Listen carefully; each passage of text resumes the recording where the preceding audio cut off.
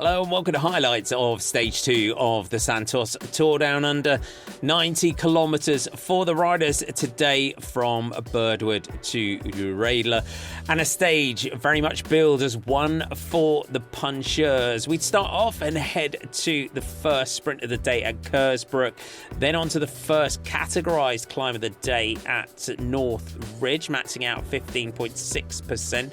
We then head down to the finish in Uraidla, where we go through with 16k to go in the opposite direction before the intermediate sprint at Summertown, and then up Mount Lofty, going in the opposite direction to the men's race will go in the Santos Tour Down Under. Overnight leader Daria Pikalik leading Clara Caponi by 4 seconds, and Georgia Baker third at 6 seconds. The spectators, though, had a spring in their step as the peloton went past, and it had been a high pace due to the short stage. We would head towards the first sprint of the day. Grace Brown in the red and blue of FDJ was looking to try and take some more bonus seconds. Clara Caponi in the blue jersey as a points leader. But it would be Trek Segafredo's Ilaria Sanguinetti that edged out Grace Brown in the sprint. Her teammate Loretta Hansen crossing the line in third spot. On to North Ridge, and it came down to a fight between Gladys Verhulst, wearing the white and green FX jersey, and Great Britain's Claire Steels of the Israel Premier Tech team. Gladys Verhulst, though, managing to hold on, edging out the British rider to take maximum points at the summit. But Category 1 points to come on Mount Lofty. Verhulst would have her work cut out to hold on to that jersey. It was Zaf's Italian, Deborah Silvestri, that went on the attack, and that really was the catalyst to set things up for the second half of the stage. Many uncategorised climbs throughout the day. Riley McMullen made contact with the leader, and it would then come down to a split and a significant group, which included the likes of Victoria Gilman of FDJ and also Taylor Wiles of Trek Segafredo. As the peloton were closing, though, Claire Steels went on the attack. She had gone into the stage 10 seconds down in the general classification.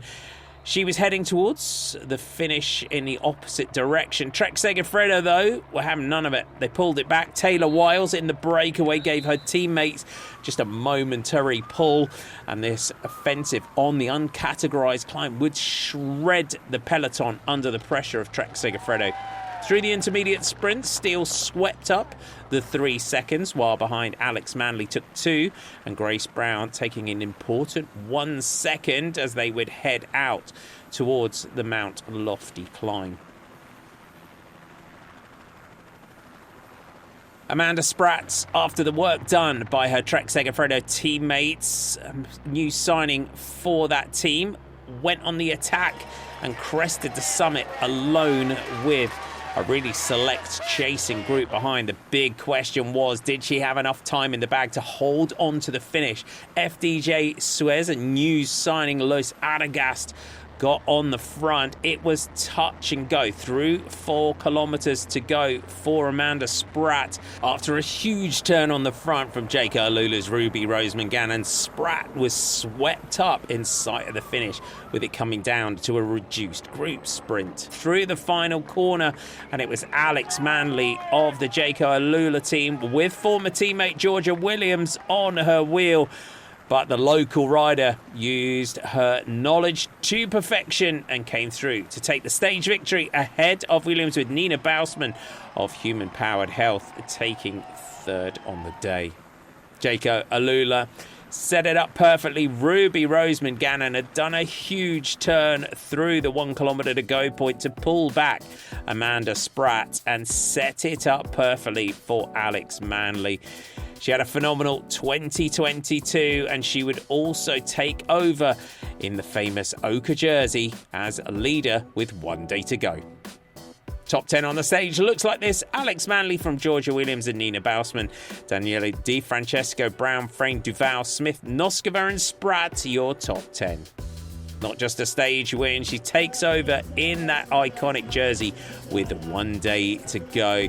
And JK Alula, a strong team to defend it. It's 8 seconds though over Georgia Williams and Grace Brown in second and third. Roseman Gannon, Spratt, Frayne, Adagast, Dobell, Hiccup, Bousman and Di Francesco, the top 10 overall. The final stage of the Santos Tour Down Under includes the famous corkscrew climb. Will it be a day for Amanda Spratt, or can Alex Manley hold on to take the general classification?